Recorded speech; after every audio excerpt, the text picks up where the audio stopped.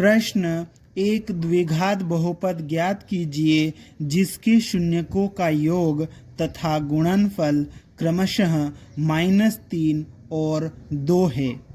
इस प्रश्न में हमें एक ऐसा द्विघात बहुपद ज्ञात करना है जिसके शून्यकों का योग -3 और शून्यकों का गुणनफल 2 है। इस प्रश्न को हल करने के लिए हम एक द्विघात बहुपद मान लेंगे।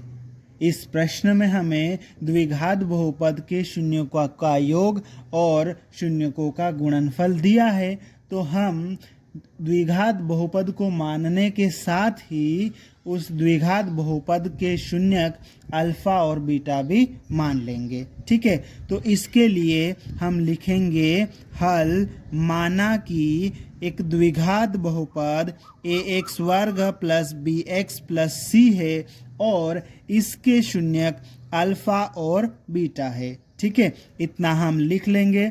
अब हमें इस द्विघात बहुपद के शून्यकों का योग दिया है, तो हम लिखेंगे अब शून्यकों का योग, दो शून्यक है अल्फा और बीटा, इन दोनों का योग बराबर कितना दिया हमें, -3, तो यहाँ पर हम -3 लिख लेंगे।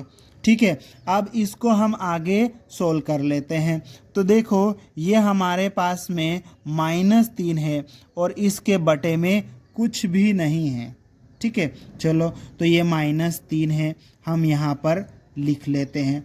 अब देखो जरा, शून्यकों के योग का एक सूत्र होता है। शून्यकों के योग का क्या सूत्र होता है, -b/a होता है। ठीक है, तो देखो यहाँ पर शून्यकों का योग, ये जो -3 दिया है ना, इसके बटे में तो कुछ भी नहीं है। अब इसके बटे में कुछ भी नहीं है तो हम क्या मान लेंगे, 1 मान लेंगे।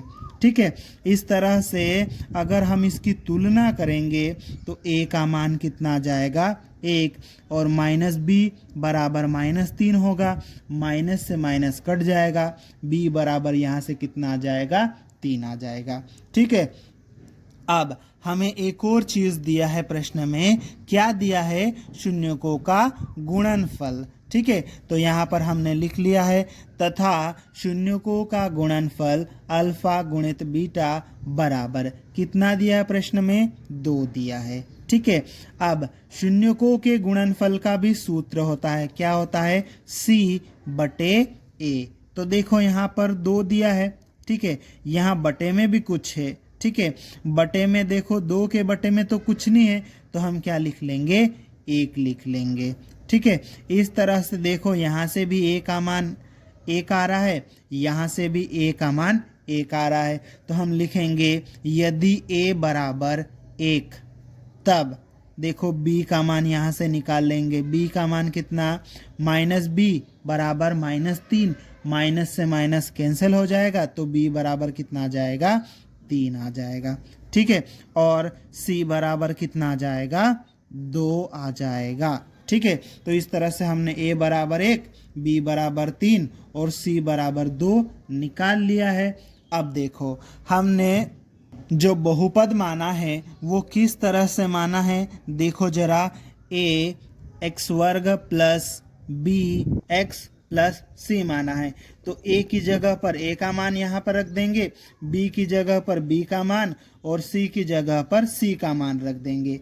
a का मान 1 है, यहाँ 1 रखेंगे, 1 गुणित x वर्ग क्या आएगा, x का वर्ग हो जाएगा, प्लस b का मान कितना है, 3, तो यहाँ 3 रखेंगे तो 3x हो जाएगा, प्लस c का मान कितना है, 2, तो यहाँ 2 आ जाएगा। इस तरह से हमारा बहुपद क्या बन जाएगा, हम रखेंगे a का मान 1, तो 1 गुणित x का वर्ग हो जाएगा, प्लस फिर b है, b का मान कितना है, 3। ठीक है, और उसके साथ में x, 3x हो जाएगा, प्लस c है, c का मान कितना है, 2। इस तरह से हमारा ये बहुपद आ जाएगा। अतः अभिष्ट द्विघात बहुपद x वर्ग प्लस 3x प्लस 2 होगा और ये हमारा उत्तर है।